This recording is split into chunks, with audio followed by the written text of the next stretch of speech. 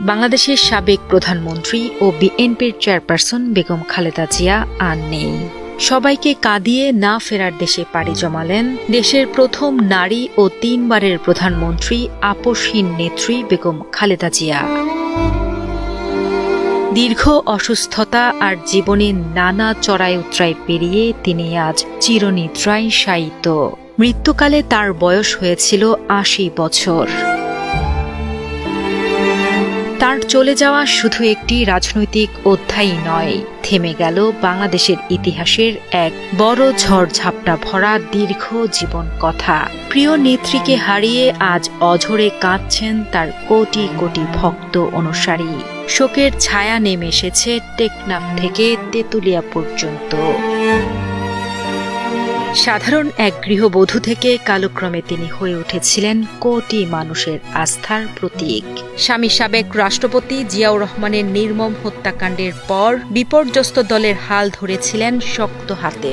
দীর্ঘ ৯ বছরের স্বৈরাচার বিরোধী আন্দোলনে রাজপথে আপসহীন নেতৃত্ব দিয়ে তিনি আবির্ভূত হন বাংলাদেশের প্রথম নারী প্রধানমন্ত্রী হিসেবে। ৩ বারের প্রধানমন্ত্রী হিসেবে রাষ্ট্র পরিচালনার দায়িত্ব পালন করা এই মহীয়সী নারী তার দীর্ঘ রাজনৈতিক জীবনে কখনোই মাথা নত করেননি। গণতন্ত্র পুনরুদ্ধারের সংগ্রামে বেগম জিয়ার অসামান্য ভূমিকা তাকে আসীন করেছে ইতিহাসের এক অনন্য উচ্চতায়। ক্ষমতার মসনদ থেকে কারাগারের নির্জন প্রকোষ্ঠ, জীবনের সব বাঁকেই তিনি ছিলেন ধীর, স্থির ও অবিচল।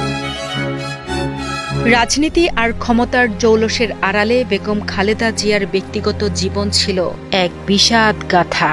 ১৯৮১ সালে স্বামী জিয়াউর রহমানের মর্মান্তিক বিয়োগের পর ২ সন্তান তারেক রহমান ও আরাফাত রহমান কোকোকে বুকে আঁকড়েই তিনি খুঁজেছিলেন বাঁচার অবলম্বন। কিন্তু নিয়তির কি নির্মম পরিহাস!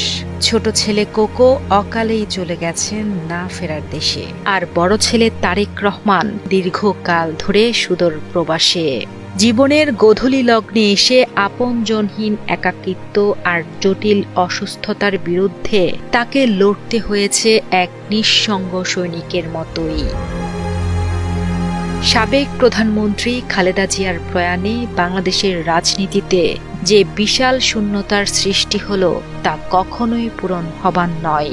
আজ সমস্ত বিতর্ক আর রাজনৈতিক সমীকরণের ঊর্ধ্বে তিনি শুধুই একজন মমতাময়ী মা, একজন কালজয়ী নেত্রী এবং ইতিহাসের অবিচ্ছেদ্য অংশ।